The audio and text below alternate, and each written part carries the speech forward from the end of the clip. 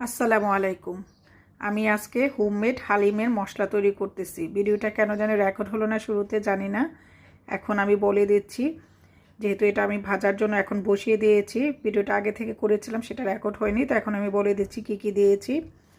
একটা এরকম star anise, কয়েক টুকরো দারচিনি, মানে 1 চামচের মতো দারচিনি হবে ভেঙে নেওয়ার পর।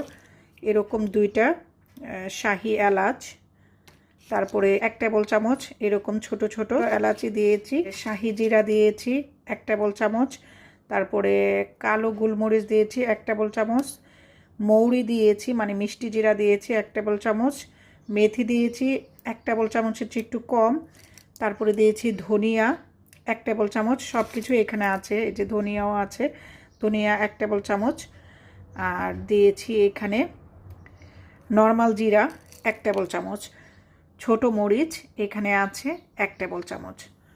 আর দিয়েছি এখানে জয়ত্রী 2টা, আস্ত 2টা এরকম জয়ত্রী দিয়েছি। আর জায়ফলটা আমার হাতের কাছে নাই, তাই দিতে পারলাম না।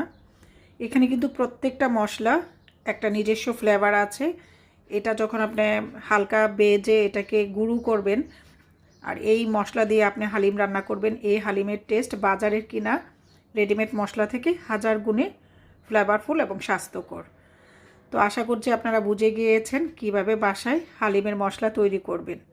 শুধু আমার একটাই এখানে মিসিং, জয়ফলটা আমার বাসায় নাই, তাই আমি দিই নাই। আর দিয়েছিলাম এখানে লবঙ্গ দিয়েছি 1 টেবিল চামচ। সব কিছু দিয়ে এখন হালকা আমি টেলে নিব, টেলে নিয়ে আমি এটাকে ব্লেন্ডারে গুঁড়ো করে নিব।